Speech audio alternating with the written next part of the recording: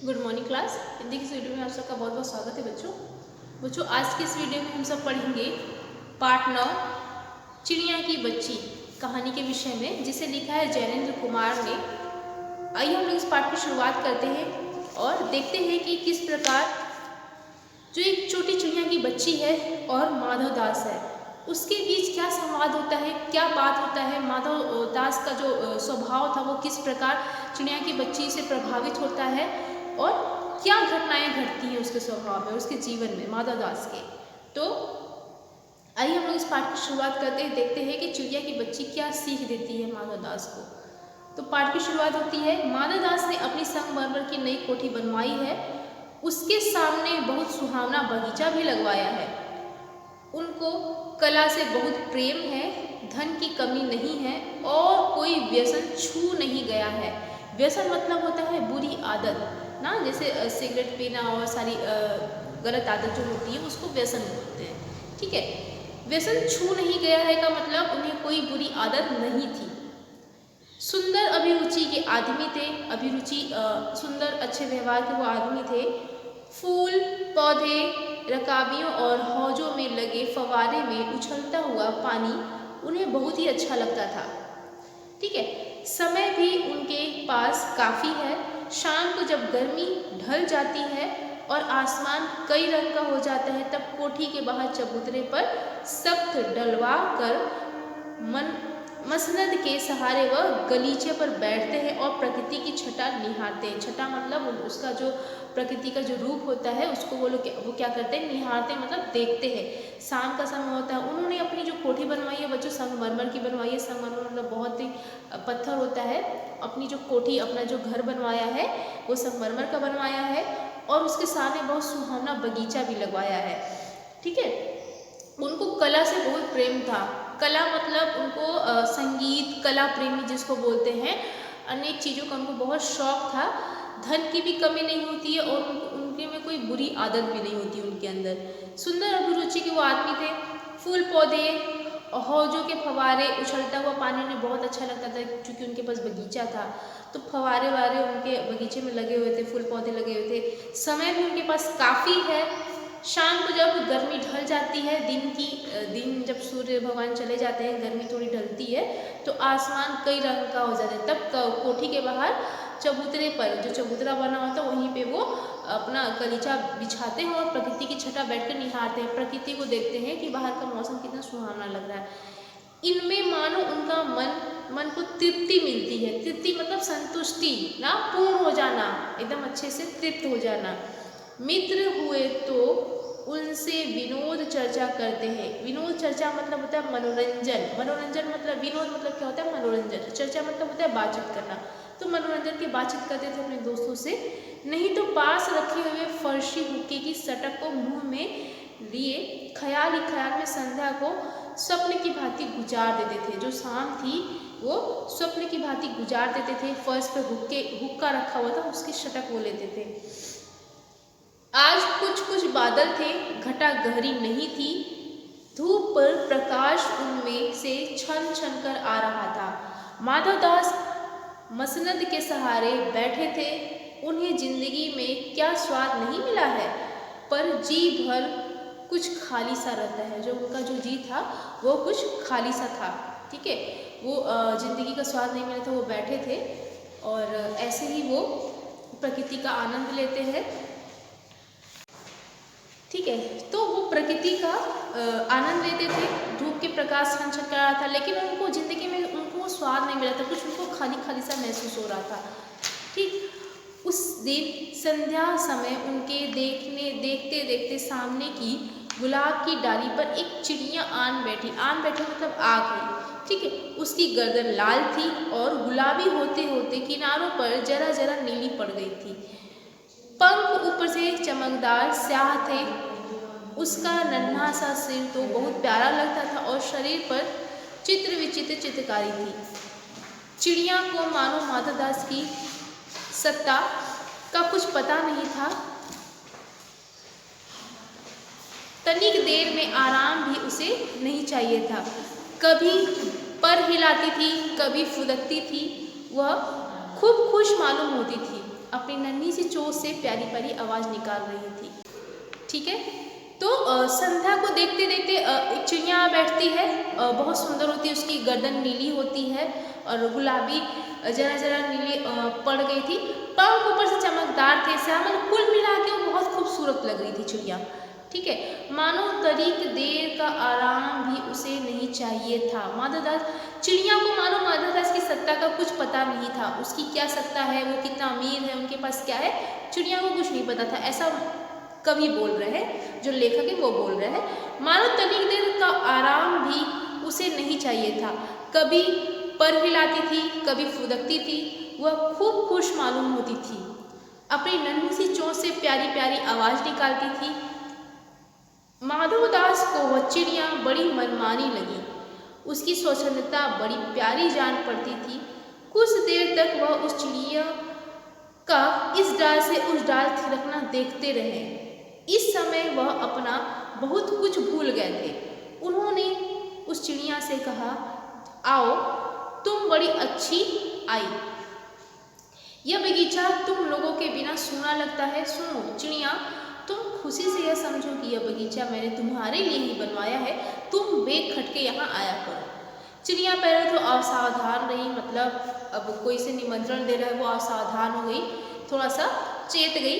फिर जानकर कि बात उससे ही की जा रही है, वो एकाएक तो घबरा गई, फिर संकोच को जीत कर बोली, मुझे मालूम नहीं कि यह बगीचा आपका है, मैं अभी चली जाती हूँ। पल भर सांस लेने में यहाँ आकर टिक गई थी। वो चिड़िया बोलती है माधवदास से, जब माधवदास बोलते हैं कि मानो मैंने ये तुम्हारे लिए ही बनवाया, तुम बेखट के यहाँ आ सकती हो, लेकिन तभी वो क्या बोलती है कि मुझे मालूम नहीं था। वो घबरा जाती है, बोलती है कि मुझे मालूम नहीं था ये बगीचा आपका है, मैं थोड़ी देर यहाँ आराम करने के लिए आई थी, अब मैं चली जाऊँगी थोड़ी देर में। तो माधवदास फिर उस पर क्या बोलते हैं, हाँ बगीचा तो मेरा है, यह संगमरमर की कोठी भी मेरी है, लेकिन इस सब को तुम अपना ही समझ सकती हो, सब कुछ तुम्हारा है, तुम कैसी भोली हो, कैसी प्यारी हो, जाओ नहीं बैठो, मेरा मन तुमसे बहुत खुश होता है। चिड़िया बहुत कुछ सकुचा गई, उसे बोध हुआ कि यह उससे गलती तो नहीं हुई कि वह यहाँ आकर बैठ गई। उसका थिरकना रुक गया, जो वो थिरक रही थी, चहचहा रही थी, चंचलपना था उसमें, वो उसका रुक जाता है। भयभीत सी वो बोली, मैं थक कर यहाँ बैठ गई थी, अभी चली जाऊँगी, बगीचा आपका है, मुझे माफ़ करें। माधवदास ने कहा, मेरी भोली चिड़िया, तुम्हें देखकर मेरा चित्त प्रफुल्लित हुआ है, मेरा महल भी सूना है, वहाँ कोई भी चहचहाता नहीं है, तुम्हें देखकर मेरी रागनियों का जी बहलेगा। तुम कैसी प्यारी हो, यहाँ ही तुम क्यों न रहो। अब उनको कन्विंस कर रहे हैं चिड़िया को वहाँ रुकने के लिए। वो बोल रहे हैं कि तुम बहुत भोली हो, तुम्हें देखकर मेरा चित्त जो होता है बच्चों, चित्त मतलब होता है हृदय यानी मन, बोलते हैं प्रफुल्लित होता है, खुश हुआ है, मेरा महल भी सूना है, वहाँ कोई चहचहाता नहीं, तुम्हें देखकर मेरी रागनियों में जी बहलेगा। तो मेरा उनका जो इतना महल था, लेकिन रहने वाला कोई नहीं था, चहचहाने वाला कोई नहीं था। वो चिड़िया को बोलते हैं तुम आके यहाँ रहा करो, और इससे क्या होगा कि यहाँ पे हलचल रहेगी मेरे महल में, ठीक है। लेकिन जो चिड़िया वो मानने को तैयार नहीं होती। चित्त मतलब क्या होता है बच्चों, हृदय। अभी मैं लास्ट में सारे शब्दों का अर्थ बताऊंगी, ठीक है। चित्त मतलब होता है हृदय। अब चिड़िया बोलती है, मैं माँ के पास जा रही हूँ, सूरज की धूप खाने और हवा से खेलने और फूलों से बात करने। मैं जरा घर से उड़ आई थी, अब साँझ हो गई है, शाम हो गई है, और माँ के पास जा रही हूँ, अभी अभी चली जा रही हूँ, आप सोच न करें। माधवदास फिर क्या बोलते हैं, प्यारी चिड़िया, पगली मत बनो, देखो तुम्हारे चारों तरफ कैसी बहार है, इतने सारे जो उन्होंने बगीचे लगवाए थे, बाहर लगवाए थे, देखो वह पानी खेल रहा है, जो फुआरा उड़ा था उसको बोलते, देखो वो पानी खेल रहा है, उधर गुलाब हंस रहा है, भीतर महल में चलो, जाने क्या क्या न पाओगी, मेरा दिल वीरान है, वहाँ कब हंसी सुनने को मिलता है, मेरे पास बहुत सा सोना है, मोती है, सोने का बहुत सुंदर घर है, मैं तुम्हें बना दूंगा, मोती की छालों उसमें लटकेंगी, तुम मुझे खुश रखना, और तुम्हें क्या चाहिए, माँ के पास बताओ क्या है, तुम यहाँ यहीं रहकर सुखी रहो मेरी भोली गुड़िया। अब उसको बहुत बहला रहे हैं, माधवदास फुसला रहे हैं, क्योंकि उनके पास अथाह संपत्ति है। लेकिन जब हमारे पास संपत्ति होती है, बहुत सारी चीज़ें होती हैं, लेकिन उसका उपभोग करने वाला कोई नहीं होता। इस कहानी के माध्यम से हमें क्या पता चल रहा है बच्चों कि माधवदास क्या है, सब चीज़ों से उसके पास भरी पूरी सारी चीज़ें हैं, लेकिन उसका उपभोग करने वाला कोई नहीं है। तो जब वस्तु रहेगी क्या करेगी जब उसका कोई इस्तेमाल करने वाला नहीं होगा, तो उस वस्तु का क्या महत्व है। तो उसी प्रकार माधवदास के पास सारी चीज़ें हैं, लेकिन उसका उपभोग करने वाला कोई नहीं है, वो बिल्कुल अकेले है। वो चिड़िया को क्या कर रहे हैं, कन्विंस कर रहे हैं, मना रहे हैं कि तुम यहीं रहो, चहचहाओ। और उनको देखिए, क्योंकि उनको प्रसन्नता मिल रही थी, लेकिन जो चिड़िया है वो मान नहीं रही थी, वो अपनी माँ के पास जाने की जिद कर रही थी। ठीक है, चिड़िया इन बातों से बहुत डर गई। वह बोली, मैं भटक कर तनिक आराम करने के लिए इस डाली पर रुक गई थी, अब भूल कर भी ऐसी गलती नहीं होगी। मैं अभी यहाँ से उड़ जा रही हूँ, तुम्हारी बातें मेरी समझ में नहीं आती हैं।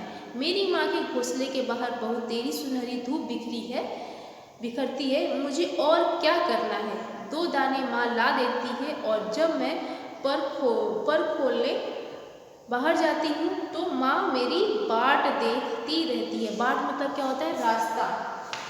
ठीक है बच्चों, बाट मतलब होता है रास्ता या राह। तो जब चिड़िया बाहर आती है खेलने के लिए, धूप सेकने के लिए, तो जो उसकी माँ है उसकी रास्ता देखती है। और क्या बोली चिड़िया, मुझे तुम और कुछ मत समझो, मैं अपनी माँ की हूँ।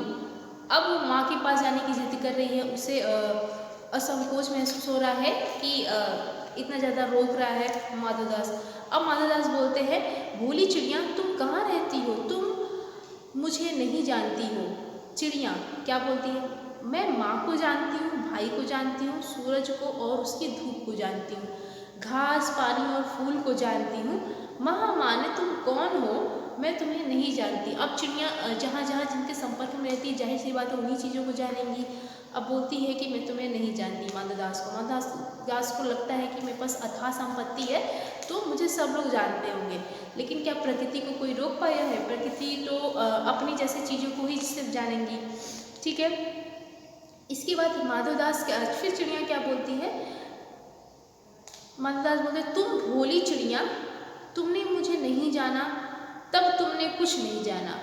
मैं ही तो हूँ सेठ माधवदास, मेरे पास क्या नहीं है, जो मांगो मैं वही दे सकता हूँ। चिड़िया बोलती है, पर मेरी तो छोटी सी जात है, आपके पास सब कुछ है, तब मुझे जाने दीजिए। माधवदास क्या बोलते हैं, चिड़िया तू नीरी अनजान है, मुझे खुश करेगी तो तू माला माल कर सकता हूँ। अब जिद आ जाते हैं, दोनों में जिद आ जाते हैं। माधवदास भी कहते हैं, उसे लालच देते हैं कि मैं तुम्हें सुख सुविधा दूंगा, ये सारी चीज़ें दूंगा, लेकिन चिड़िया रुकने को तैयार नहीं होती है। चिड़िया बोलती है, तुम सेठ हो, मैं नहीं जानती सेठ क्या होता है, पर सेठ कोई बड़ी बात होती होगी, मैं अनसमझ ठहरी। माँ मुझे बहुत प्यार करती है, वह मेरी राह देखती होगी, मैं माला माल होकर क्या होऊंगी, मैं नहीं जानती माला माल किसे कहते हैं, उसे कुछ नहीं पता, क्योंकि वो चिड़िया की बच्ची है। छोटे बच्चों को इन सारी चीज़ों से लेना देना नहीं होता है, कोई लालच नहीं होता उनके अंदर। अब वो चिड़िया जात क्या ही करेगी इन सारी चीज़ों को लेके। ठीक है, फिर वो क्या बोलती है, क्या मुझे वह तुम्हारा माला माल होना चाहिए। सेठ, अरे चिड़िया तुझे बुद्धि नहीं है, तू सोना नहीं जानती, सोना उसी की जगत तो तृष्णा है। तृष्णा मतलब होता है प्यास ना, जगत मतलब पूरी दुनिया, जगत जो जितने लोग हैं वो तृष्णा है, मतलब सोने के प्यासे हैं, भूखे हैं। सोना सबको पसंद होता है। वो बोलते हैं तुम सोना नहीं जानती, वह सोना मेरे पास ढेर का ढेर है, तेरा घर समूचा सोने का होगा। ऐसा पिंजरा बनवाऊंगा कि कहीं दुनिया में न होगा, ऐसा कि तू देखती रह जाए, तू उसके भीतर थिरक फुदक कर मुझे खुश करियो, तेरा भाग्य खुल जाएगा, तेरे पानी पीने की कटोरी भी सोने की होगी। बहुत लालच देते हैं कि जितना भी चीज़ें मैं बनवाऊंगा तुम्हारे लिए, पिंजरा वगैरह, वो सारी सोने की बनवाऊंगा। लेकिन चिड़िया समझती ही नहीं है। वो क्या बोलती है, सेठ तू क्या जानेगी, तू चिड़िया जो है, चिड़िया बोलती है वह सोना क्या चीज़ होती है। सेठ बोलेगा कि तू क्या जानेगी, तू चिड़िया जो है, सोने का मूल्य सीखने के लिए तुझे बहुत कुछ सीखना होगा। बस यह जान ले कि सेठ माधवदास तुझसे बात कर रहा है, जिससे मैं बात तब कर लेता हूँ उसकी किस्मत खुल जाती है। अब उनके अंदर घमंड की झलक दिखाई देती है। वो बोलते हैं जिससे मैं बात कर लेता हूँ उसकी तकदीर खुल जाती है। वो बहुत लालच देते हैं चिड़िया को, लेकिन वो मानने को तैयार नहीं होती है। अब वो क्या बोलते हैं आगे, तू अभी जग का हाल नहीं जानती, मेरी कोठियों पर कोठियाँ हैं, बगीचे पर बगीचे हैं। मतलब मेरी ढेर सारी कोठियाँ हैं, बगीचे हैं, दास दासियों की संख्या नहीं है, पर तुझसे मेरा चित्त प्रसन्न हुआ है। चित्त मतलब हृदय खुश हुआ है। ऐसा वरदान कब किसी को मिलता है। री चिड़िया तू इस बात को समझती क्यों नहीं। री चिड़िया के बाद बच्चों यहाँ पे संबोधन का चिन्ह लगा है। वो संबोधित करते हुए बोल रहे हैं चिड़िया को कि री चिड़िया तू मेरी बात को समझती क्यों नहीं, क्योंकि चिड़िया मानने को तैयार नहीं थी। अब चिड़िया क्या बोलती है, सेठ मैं नादान हूँ, मैं कुछ नहीं समझती, पर मुझे देर हो रही है, माँ मेरी बाट देखती होगी। इतनी सारी वार्तालाप के बाद अब चिड़िया उठ चुकी है। वो बोलती है कि मैं कुछ नहीं समझती, लेकिन मेरी माँ है वो मेरा रास्ता देख रही होगी। सेठ अब बोलते हैं ठहर ठहर, इस अपने पास के फूल को तूने देखा, यह एक है, ऐसे अनगिनत फूल हैं, ऐसे अनगिनत फूल मेरे बगीचे में हैं। वे भांति भांति के रंग के हैं। भांति भांति मतलब होता है तरह तरह के रंग के हैं, ठीक है, तरह तरह की उनकी खुशबू है। चिड़िया तैने मेरा चित्र पसंद किया है और वे सब फूल तेरे लिए खिला करेंगे। वहाँ घोंसले में तेरी माँ है, पर माँ क्या है इस बहार में, तो सारी तेरी माँ क्या है इस बहार के सामने, तुम्हारी माँ क्या है। मतलब माँ की तुलना वो बहार से कर रहे हैं, अपने बगीचे से कर रहे हैं। माधवदास इतना उसको कन्विंस कर, लेकिन चिड़िया तभी मानने को तैयार नहीं होगी। वो बोलती है वहाँ घोंसले में तेरी माँ है, पर माँ क्या है इस बहार के सामने, तेरी माँ क्या है। वहाँ तेरे घोंसले में कुछ भी तो नहीं है, तू अपने को नहीं देखती, कैसी सुंदर तेरी गर्दन, कैसी रंगीन देह, तू अपने मूल्य को क्यों नहीं देखती। मैं तुझे सोने में मढ़कर तेरे मूल्य को चमका दूंगा। तैने मेरा चित्र पसंद किया है, तू मत। तो क्या बोलती है चिड़िया, बोलती है सेठ मैं अपने को नहीं जानती, इतना जानती हूँ कि मेरी माँ है और मुझे यहाँ देर हो रही है। सेठ मुझे रात मत करो, रात में अंधेरा बहुत हो जाता है, मैं राह भूल जाऊँगी, जो रास्ता है वो मैं भूल जाऊँगी, क्योंकि बात बहुत देर तक इन लोगों की चल रही थी, शाम तो हो ही चुकी थी। सेठ ने कहा अच्छा चिड़िया जाती हो तो जाओ, पर इस बगीचे को अपना ही समझो, तुम बहुत सुंदर हो। यह कहने के साथ ही सेठ ने एक बटन दबा दिया। उसके दबने से दूर कोठी के अंदर आवाज हुई, जिसे सुनकर एक दास झटपट बाहर आता है। यह सब क्षण भर में हो रहा था।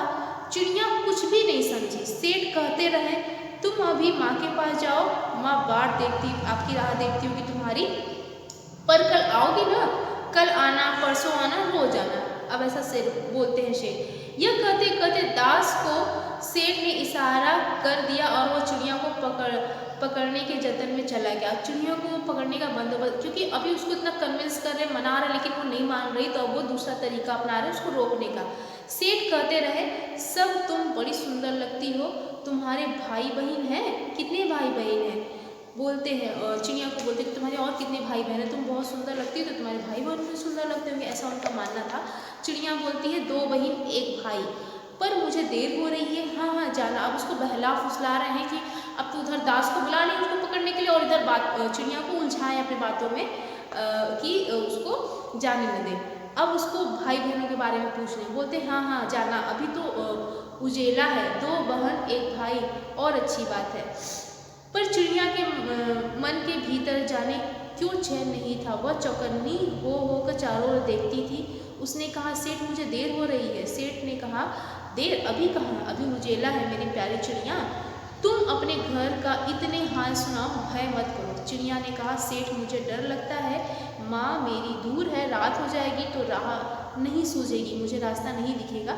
इतने में चिड़िया को बोध हुआ, उसको ऐसा ज्ञात होता है कि जैसे एक कठोर स्पर्श उसके देह को छू गया। वह चीख देकर चिचियाई और एकदम से उड़ गई। नौकर के फैले हुए पंजे पर वह आकर भी न आ सकी। जैसे ही उसके नौकर ने उसको पकड़ना चाहा, वो एकदम से उड़ जाती है। तब उसकी उड़ती हुई एक सांस में माँ के पास गई और माँ की गोद में गिरकर सुबकने लगी।